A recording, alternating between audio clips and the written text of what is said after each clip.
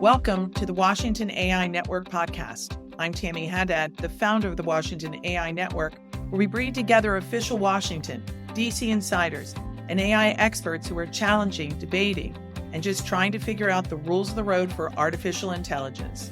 This AI revolution has been led by industry, and governments are running to catch up.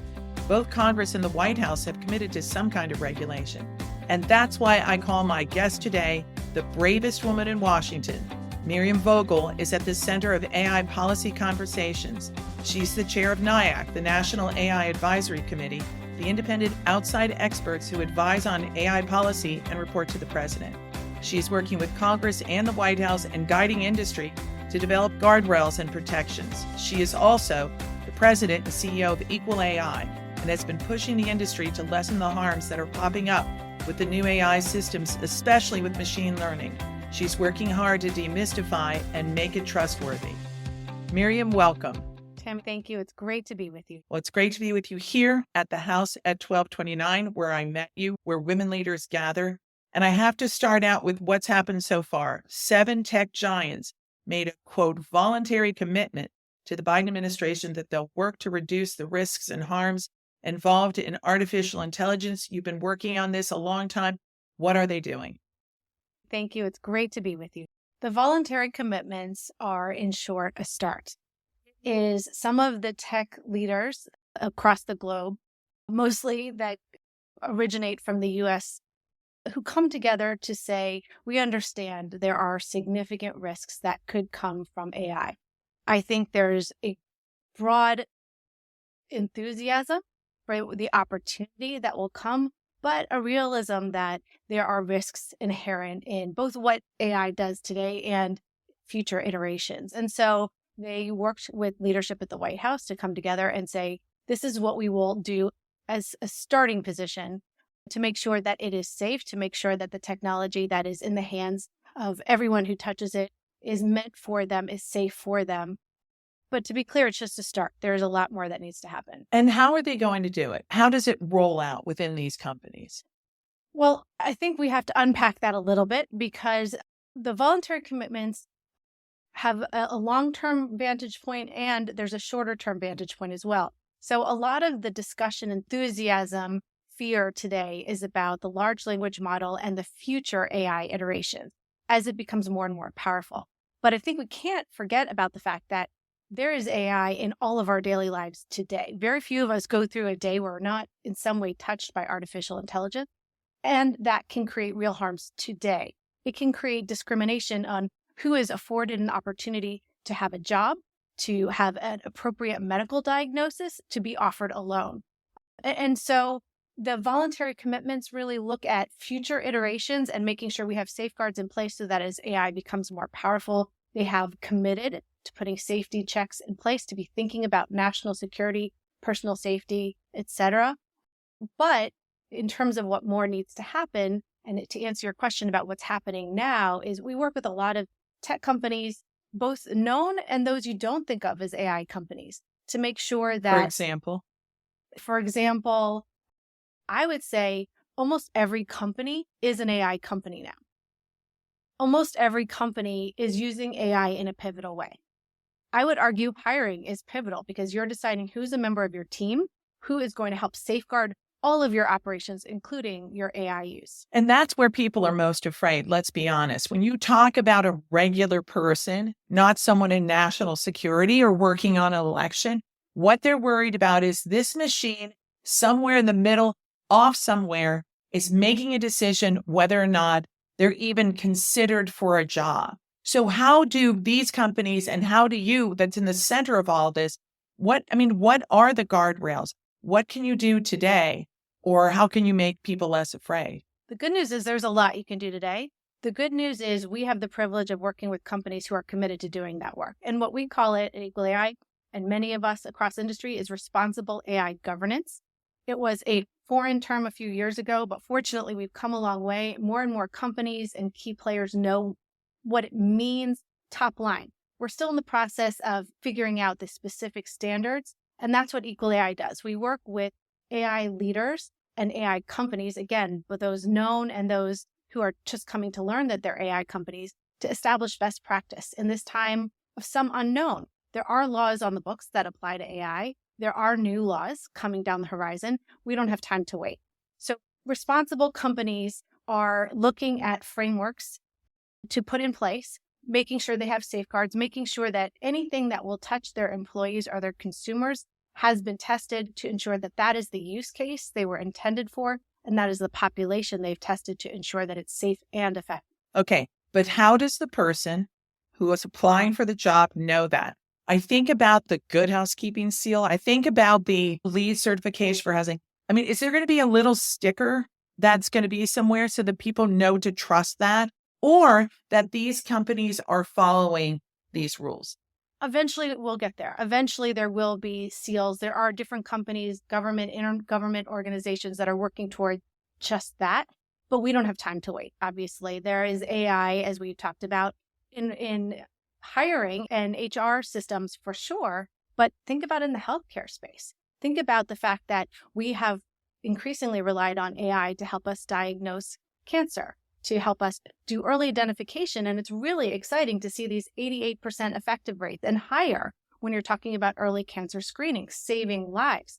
But what is critical today is that we know who has been tested for, who is that success rate for, so that you don't have the worst case scenario where a physician thinks that they have this very powerful tool that's helping them do better than their own naked eye would, but instead they're telling their patient a false negative for a cancer diagnosis because they don't know that the screening success rate is for majority Caucasian males, as is often the case in many healthcare scenarios, given the data that is training and feeding the AI system. So let's go into that next, because this week a study came out in the UK that says that this generative AI is lefty, that there's a liberal bias, to say it in a better way, and that these biases are right there. Okay, we've got a polarized nation, we've got a polarized world.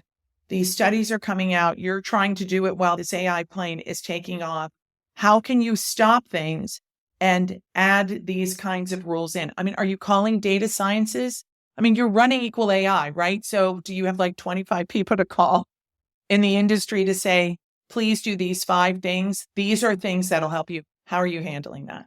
Yeah, so I would just say, I think we are not taking off. We are midair. We are in our flight stream for sure. And the steps that need to be taken, one way to look at this, we like to call it good AI hygiene.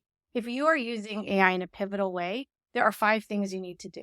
You need to make sure that you have a framework in place. What are your guardrails? What are your go, no-go decisions? And who's responsible? Luckily, we have some great examples of frameworks out there. A lot of the tech companies have publicly shared theirs. And there's a congressionally mandated framework that was presented by NIST in January, which is really impactful. To help even break it down further, they created a user playbook so that you can understand how to use this framework.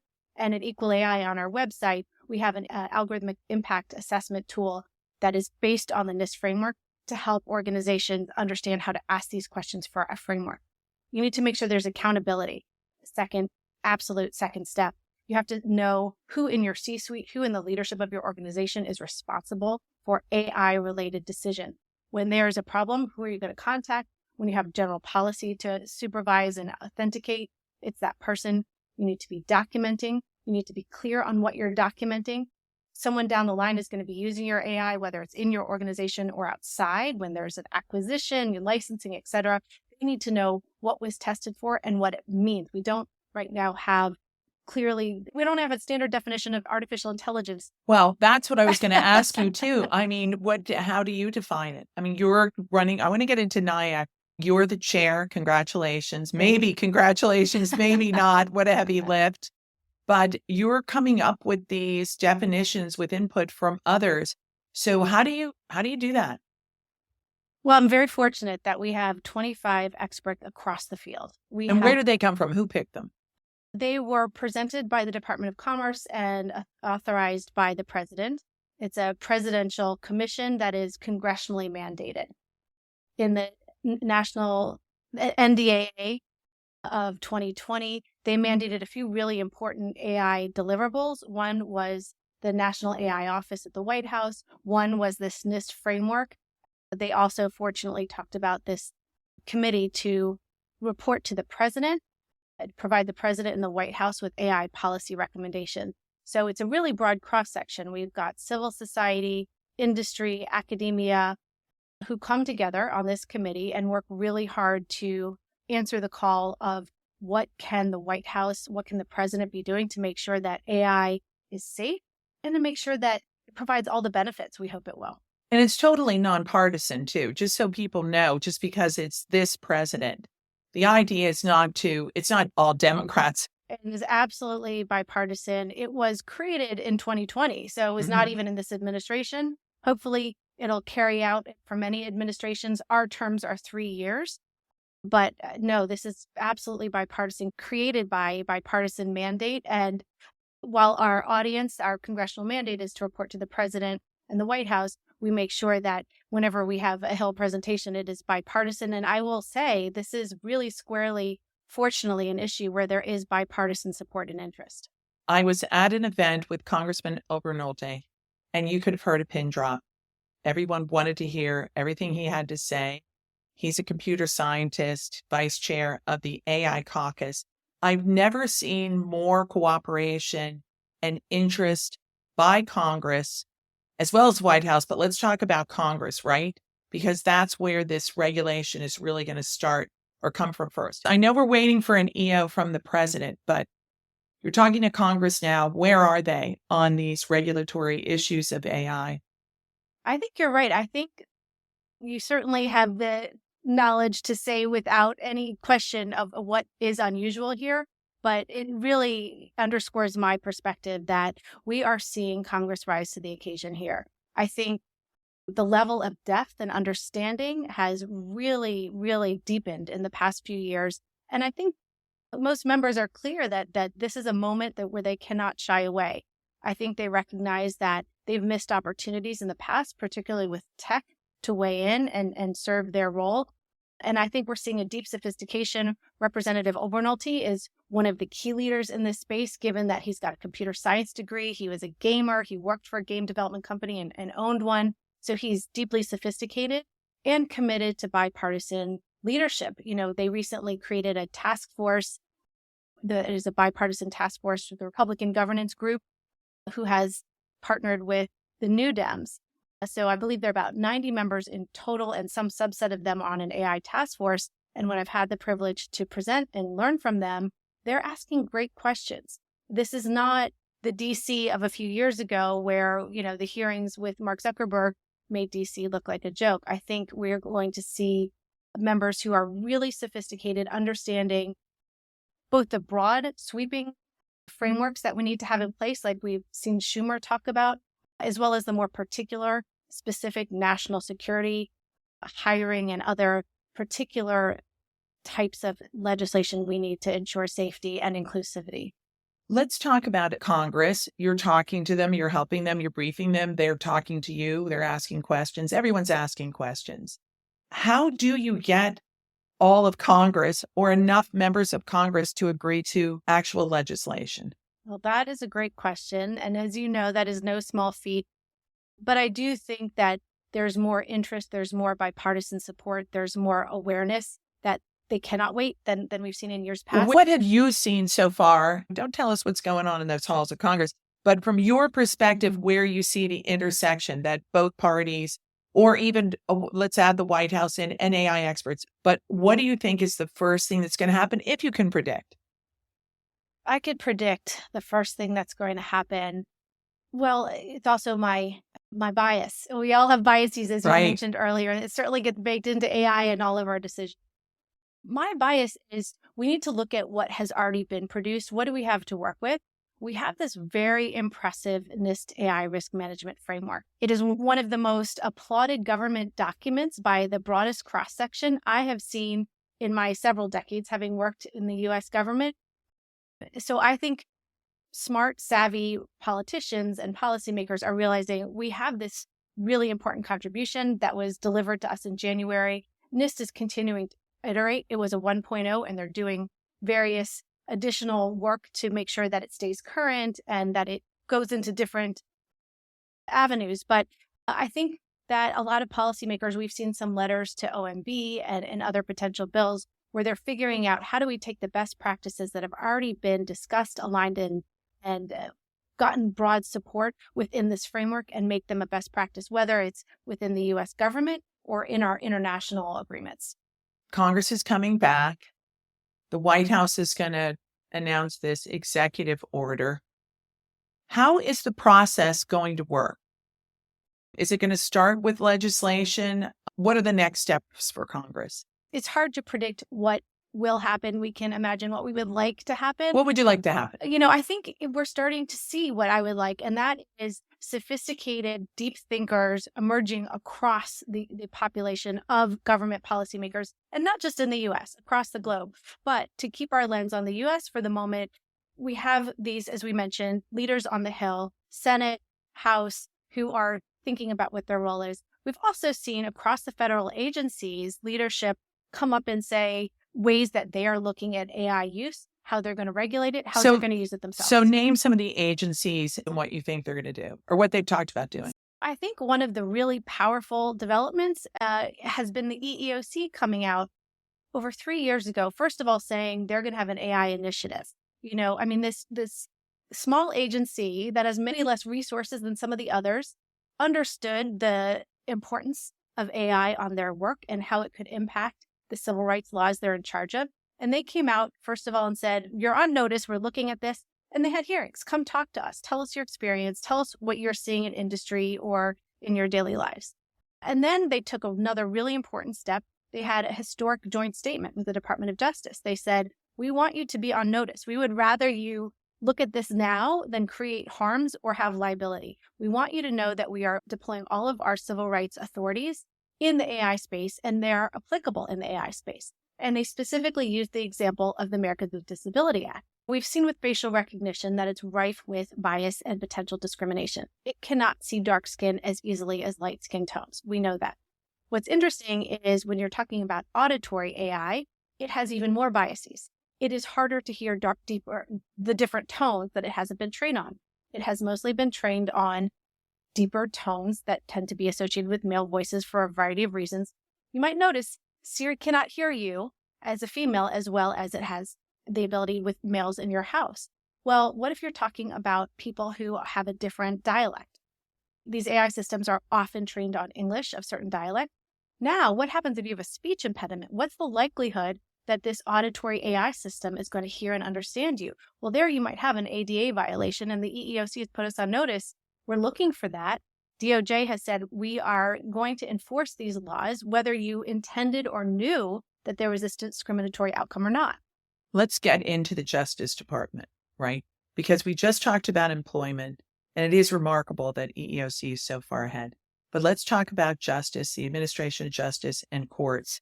Where is AI in the justice system? First of all, is the Justice Department focused on it? The Justice Department does have initiatives underway on this. I think they're certainly ramping up, and I can see from their budgets that they are looking for additional resources. In our NAIAC report, we talk about ways that we hope they get additional resources so that they can do this work. I think it's another area where we also need to make sure, as we do across the government, that they have significant expertise. I think it's hard, as we know in government, to compete with the industry salaries and the pull to work in different areas. So we need to make sure that they have the expertise on hand as well as the resources to prosecute these challenging cases. But we've already seen some outcomes. We've seen a historic settlement with Meta last year from DOJ, where they looked at advertising practices in the housing market.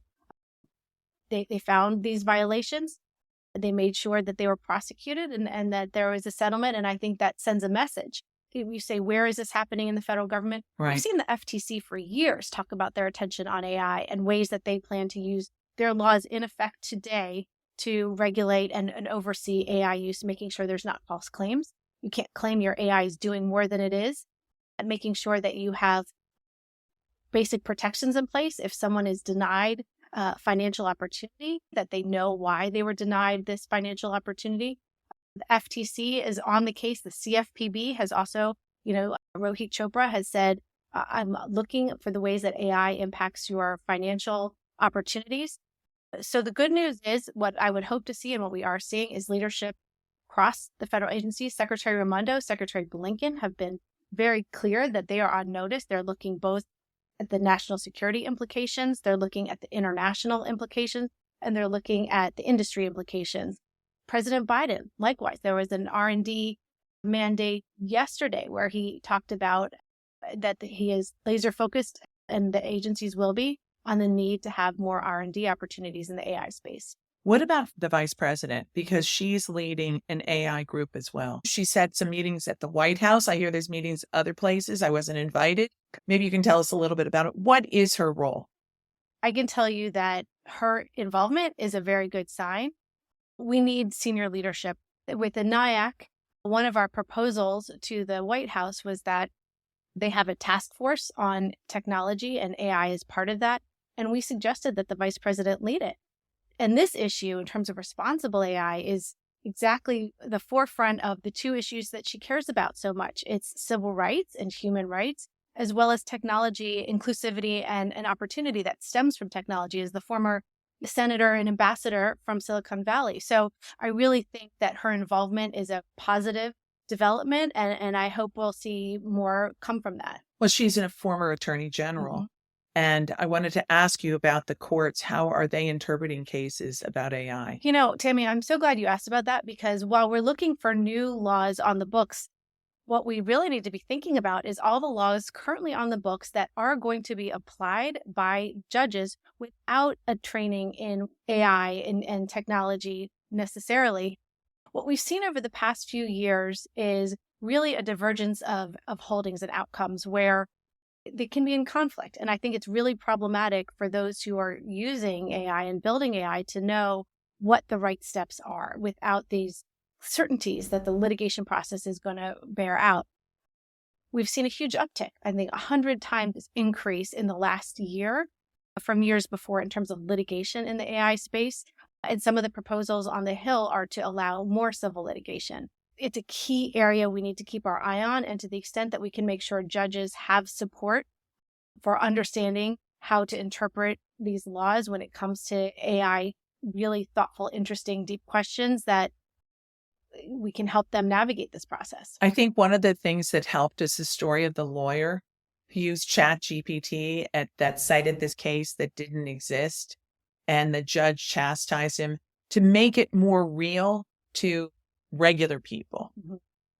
But did it have any more impact? Are there any other cases like that that have really brought it to the public mind? Because you're talking about changing hearts and minds too. Don't be afraid of this technology. It can help you, but people need to be wary of it too. You need to be smart about it, just like any other technology. Absolutely. I think what we need to realize is that AI is a powerful tool, and it can be a weapon whether we know it or not, while also recognizing the opportunity that can come from it. So yes, we need to build trust in AI systems so that we can all benefit from it, so that our economy can benefit, so that as a global leader, we can benefit from what AI can produce. And I love the opportunities for underserved populations to participate in the AI economy, because study after study shows our AI is better when there's more diversity in the building of the AI. You can, if nothing else, sell to more people who can safely benefit and use your AI if you've tested for more population. So, there was a story of Nikon creating technology to help you take better pictures. Well, apparently they had no one on their team who was Asian or didn't think to test, because it misidentified Asian eyes as having closed eyes. Well, there you've lost an entire continent that cannot use your product, let alone any other country where there are people with Asian eye features, let alone anybody who understands there's this flaw, who's going to trust your technology. So there's a two-part process. We need to be able to trust the technology, but it also needs to deserve our trust. And companies need to be talking more about the safeguards that they're putting into place to deserve that trust. And will they talk about it? I mean, you can't really get a company. Even when Meta started Threads, that was a really fast turnaround, but there wasn't much conversation about how they're doing what they're doing. Can you get companies to start saying how they're doing AI? I think we are seeing a turn of the tides there. I know with EqualAI, so for instance, in the next week or two, we'll have a white paper coming out where we have different companies from a variety of industries coming together to say, here are our responsible AI best practices. Here is what we determine to be responsible AI governance top level. There's many more white papers we'll need to get into that go more into the details, but I think we're in a point now where companies are realizing that it is imperative, if they are going to earn our trust, that they talk about what they're doing to deserve that trust. At a minimum, saying what the use case is for the AI, who has been seen, who can be heard by this AI, and who cannot.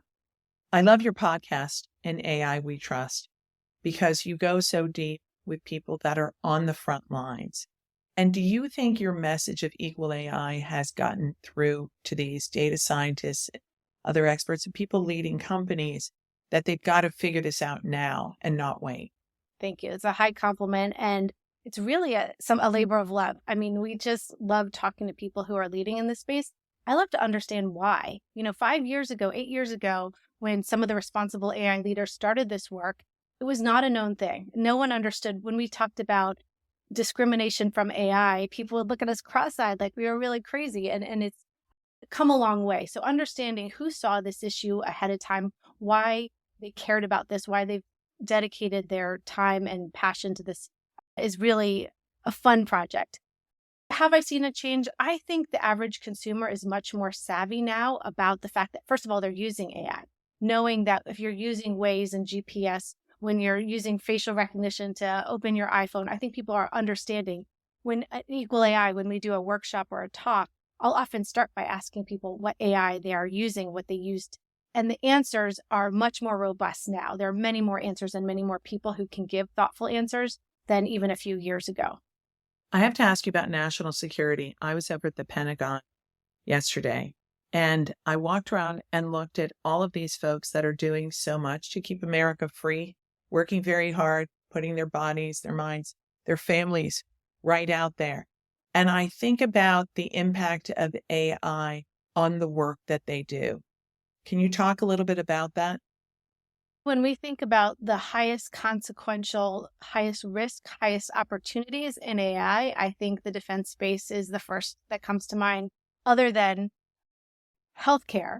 But if you're talking about automated systems in the defense space, thinking about if you're committed to human in the loop, where does that human fit in? How do you make sure that when it's all systems go, that the right people have the right opportunity to weigh in? Who is building it? Who's testing it? What do those safeguards look like? I think when we talk about the federal government, we're fortunate that the Defense Department has been upfront and well ahead of all other agencies in understanding and talking about their AI use. They were the first, I think, to commit to the responsible AI principles and have an office committed to that work several years ago. So the good news is, as you saw from your meetings, they're aware and focused on this. But thank goodness, because it certainly is high risk, high opportunity. But it's fascinating because it reminded me that the internet started there and all these other technologies, Bluetooth, et cetera, that we use regularly. But this technology started with private industry. So if my job is to keep America safe, I'm a little nervous. Is that fair? I would say the government certainly had a role in getting the technology started through DARPA and other mechanisms, but you're right that right now industry is in the lead and it's unprecedented territory to not have government support that is helping to pave the path to this new technology, as we've had in every other iteration of these important innovations in our past. Some really important players have thought about this, and we've seen some steps forward, like the proposal for NAIR. We had a NAIR task force for a year and a half that was looking at how would we invest in research? How do we make sure that academia maintains the role that it needs to, that government is providing the significant report? We've had a bill in the last month by Congressman Obernolte and Congressman Beyer and several others who understood that our commitment to research at the federal government level needs to be not only maintained, but increased significantly in order to ensure that it plays out in the way that we want it to, that it is inclusive, that there are test beds, that there are opportunities for those outside of the leading companies to play a role. And it's interesting to see, if you look at who's supporting NAIR, most, if not all, the technology companies are in broad support. Okay, tell us about NAIR. NAIR is a piece of legislation and a concept that's been around for a few years. It's the National AI Research Resource concept, where we think about how the federal government plays a role in supporting technology research at the highest levels and how academia plays a role. There was a task force that spent 18 months thinking about how a NAIR program should be supported, what it would look like, what the safeguards should be, what the test bed should look like, who plays a role, and what levels of support it should have. Their report came out last January, and we've seen bills that have been supportive of putting it forward. I'm very hopeful that it moves forward. You've seen most of the academic institutions that have a role in AI. Most of the tech companies have supported this. We were in a NAIAC meeting when Jack Clark, who had recently testified on the Hill, pointed out the really interesting discrepancy where with the NAIR proposal, it's asking for a few $1 billion, but it's over half a decade. It's a lot of money, and it's hard in Washington to get that kind of support. Also because it's something forward thinking, it's longer term, it's research. It is absolutely imperative. Our future depends on this investment, but it is longer term, which, as you know, in DC is a harder conversation to anchor. But he also, in his conversation with the NAIAC, had a really interesting point where if you're looking at what other countries are putting into their AI research, and at that point he was talking about the UK announcement that had just come out, where they had suggested £100 million for sovereign AI, 900 million for AI compute, so 124 billion, as opposed to the 2.6 billion that the US has proposed with NAIR over half a decade. If you look at the per capita, if you look at the US GDP of the UK proposal, you would get 9.9 billion in the UK's proposal. So if the UK proposal was translated to the US, we would be asking for 9.9 billion. Obviously, that is significant difference from the 2.6 billion over half a decade that the US was asking for. So to put it in perspective, it's not a lot considering what other countries are doing to try and maintain or get access and leadership in this space. And yet it has not yet gotten full support. So I'm keeping my eye on that and hopeful that it'll get more support. Okay, before we go, we have to talk about elections. What are you worried about with this election and the use of AI? Well, Tammy, again, another great question, and certainly one that needs to be at the forefront of our minds. The good news is, I think, as we've seen across the federal government in the U.S. and abroad, it is not a problem lost on anyone who is in a position to be talking and thinking about this. It's not a new problem. So while we're talking about generative AI in today's public space, AI is not new. AI has been around. Deepfakes have been around a while. You're right. AI has been around at least since 1956. Some would say earlier, but it was first named at a conference in Dartmouth in 1956. So it is not a new capability, but its potential, the access we have, the compute power we have, the number of people who now can touch and use it has obviously scaled at unprecedented and unfathomable levels. So I don't think that it is a different problem than we've had in our past few elections where deepfakes are so available and problematic, but available to so many more people, whether they have nefarious intentions or just don't even realize that something that they're playing around with can become viral. We've seen it used against former presidents with President Trump when there was a fake illustration of his being arrested in New York, which did not actually happen. Obviously, something like that has huge implications. We've seen in the Ukraine, we've seen Zelensky be the victim of a deepfake surrendering last March. Obviously, if that got to his troops before other people brought it down and recognized, first of all, that it was circulating and people were seeing it, and second of all, that it was false. They were able to identify that the voice was not accurate and certain movements were not accurate. But if something like that got out without people recognizing it ahead of time and stopping it and realizing that it was fake, huge, huge consequences. So it is something absolutely top of mind that we need to be on top of. So let's end on a more positive note. Thank you for that. Looking ahead, what are the most promising developments in AI regulation that you think will have a positive impact on society? That's a great question. And thank you for ending on a positive note, because I will say, In AI we trust. Yes. That's not the name of this podcast, but come on. Well, our podcast does have a question mark at the end of it. All right.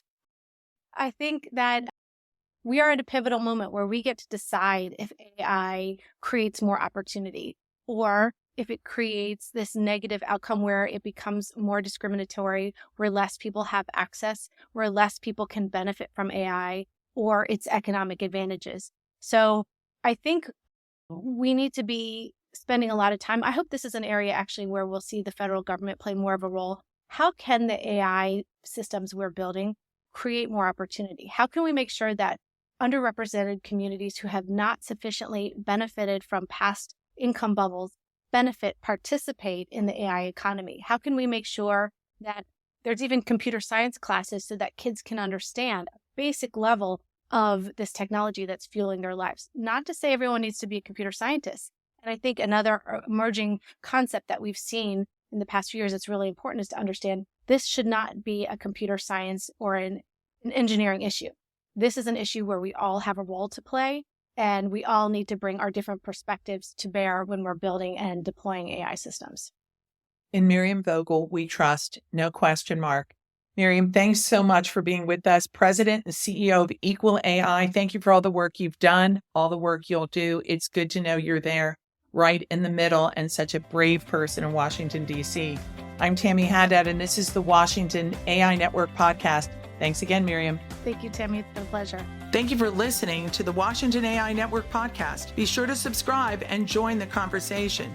The Washington AI Network is a bipartisan forum bringing together the top leaders and industry experts to discuss the biggest opportunities and the greatest challenges around AI.